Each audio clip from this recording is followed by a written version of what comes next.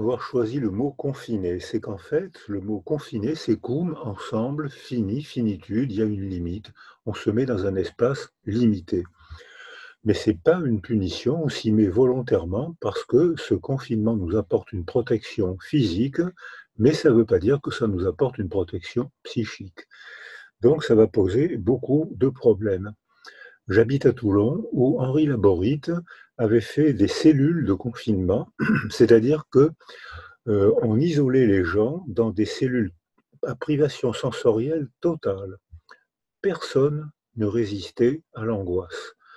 Mais les seuils étaient variables. C'est-à-dire que très rapidement, ceux qui, avant d'aller dans une cellule à confinement, avaient acquis des facteurs de vulnérabilité, une famille difficile, la précarité sociale, des traumas antérieurs, ceux-là avaient des angoisses au bout de quelques heures et parfois même des hallucinations. Ceux qui résistaient le mieux, c'est ceux qui, avant la cellule à confinement, avaient acquis des facteurs de protection, une famille stable, un diplôme, un métier intéressant, une richesse de langage, un réseau amical. Ceux-là avaient des angoisses, mais très longtemps après, certains même résistaient totalement et n'avaient pas d'hallucination. Donc la réaction à une même situation n'était pas du tout la même selon le développement antérieur à l'agression. Alors, sur le plan aventure humaine, c'est la première fois depuis qu'il y a des hommes sur Terre qu'il y a un confinement volontaire planétaire. Je crois que c'est jamais arrivé. Ça pose un problème technique et surtout un problème éthique énorme. C'est que pour économiser quelques centaines de milliers de vies humaines, on provoque la ruine d'une partie énorme de la planète. Et on provoque même probablement la ruine de la planète entière parce qu'on ne pourra plus subventionner les pays pauvres, l'Afrique, l'Égypte et beaucoup de pays du Proche-Orient qui tenaient le coup grâce aux subventions occidentales. Et quand les gens sont en famine, très rapidement il y a la guerre. Je reçois des mails et des photos euh, des, des favelas du Brésil où l'espérance de vie est de 1 ou 2 jours. Et les gosses des favelas sont déjà en famine, donc ils descendent dans la rue et ils attaquent les gens. Donc ça va poser un problème planétaire. Finalement, le problème qui nous importe et pour lequel on se réunit, c'est comment sortir du confinement. Je propose de réfléchir et faire des catégories par âge. Quand on est un bébé préverbal, hein, c'est ce qu'on a travaillé à la commission des 1000 jours, on devait remettre le rapport au président Macron le 17 avril. Quand on est un bébé préverbal, si on se confine avec une mère sécurisée par son mari, son conjoint, sa famille, par ses antécédents, le bébé ne souffrira pas du tout. C'est-à-dire que, mais il souffrira si sa mère souffre. Si sa mère souffre parce qu'elle a été rendue vulnérable avant, parce que son mari ne la soutient pas, parce qu'elle est en précarité sociale, si elle souffre, le bébé souffrira. Mais le développement des neurones chez un bébé est tellement rapide, bouillonnant, que dès qu'on va s'occuper de sécuriser la mère, le bébé reprendra un développement correct. C'est la définition de la résilience. Donc la solution, les dégâts sont rapides, mais ils sont très faciles à réparer, à condition d'entourer la mère qui entoure le bébé et il se débrouillera. Quand arrive l'âge de la parole, c'est-à-dire, on va dire, la 3e année, c'est pas suffisant de sécuriser le bébé, l'enfant, il faut aussi lui expliquer, sinon il va être angoissé par ce comportement étrange, cette vie étrange qui s'organise autour de lui. Il faudra donc lui expliquer pourquoi, sous forme de jeu, parce qu'il y a 2 mauvaises solutions, se taire, ça va l'angoisser, ou ne parler que de ça va l'angoisser aussi.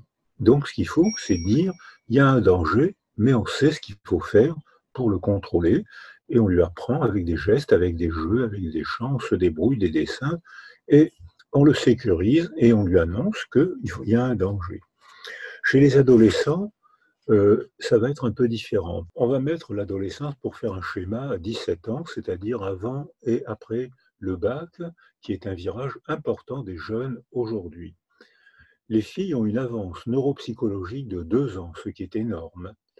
Ce sont des jeunes femmes qui sauront planifier leur journée et dès la sortie du confinement, elles vont se faire un programme de réinsertion pour la plupart d'entre elles. Ça ne sera pas le cas des garçons qui, eux, vont s'adapter au confinement par un décrochage total à un âge où ils ont la fatigue de la croissance qui est terminée chez les filles et qui est intense chez les garçons, et à un âge où on perd l'habitude d'entraîner son cerveau. Et quand le confinement sera terminé, un grand nombre de garçons feront partie de la population des décrocheurs. On vieillit, on arrive au couple. Une partie des couples en situation de confinement ont beaucoup souffert. C'est ceux qui avaient acquis avant des facteurs de vulnérabilité, qui étaient à peu près équilibrés parce qu'ils se séparaient le matin pour aller travailler, et là, ils vont rester ensemble. 48 heures après le confinement, la ligne 119 de l'enfance maltraitée était surchargée et la maltraitance conjugale avait atteint un pic faramineux. 48 heures. Donc ces couples-là sortiront du confinement beaucoup plus mal qu'à l'entrée. À l'inverse, il y avait des couples qui étaient complètement euh, dilués, il y avait un lien d'attachement dilué parce que ces couples ne se rendaient pas compte à quel point ces couples avaient moins besoin des autres parce que chacun suivait son chemin. Et là, le couple confiné redécouvre à quel point il a besoin de l'autre.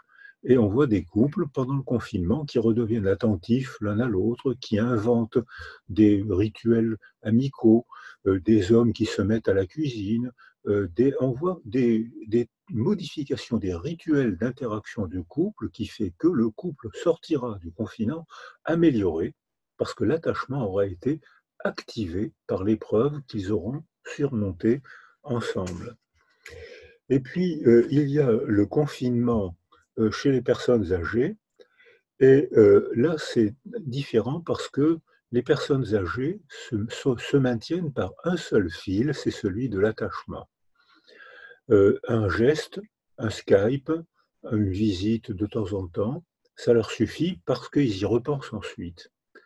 En revanche, lorsque ce geste n'est plus possible, ils disent rien, ils s'engourdissent, ils cessent de manger, ils cessent de boire, ils se déshydratent et ils meurent. C'est le syndrome de glissement.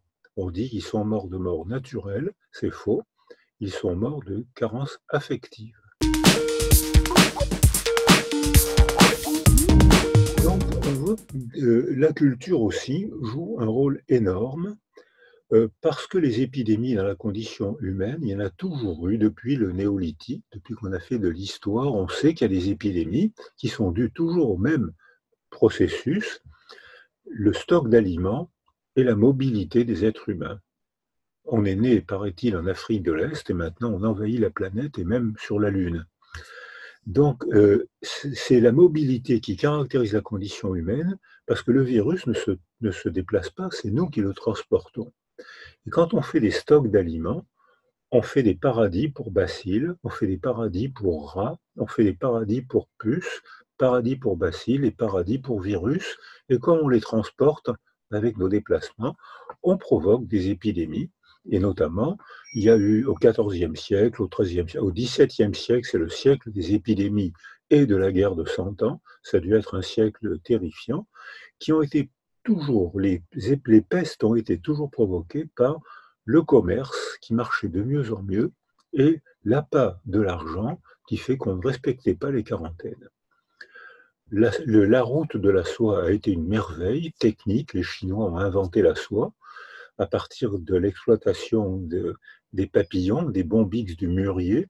Ils ont fait des tissus merveilleux. Ils les ont transportés d'abord à dos de chameau, ça se passait bien.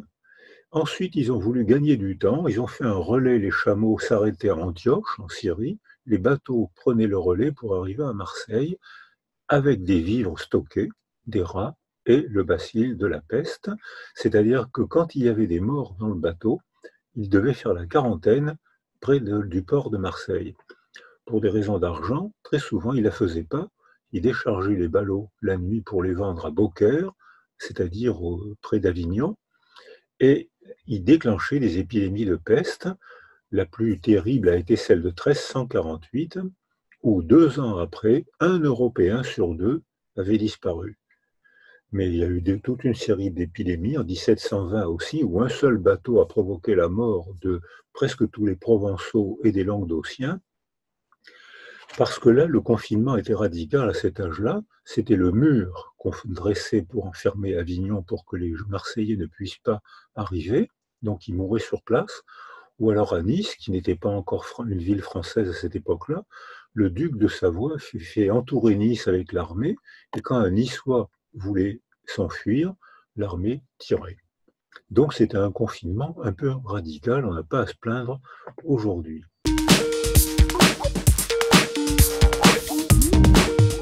Dans les siècles qui nous attendent, comment va-t-on s'organiser?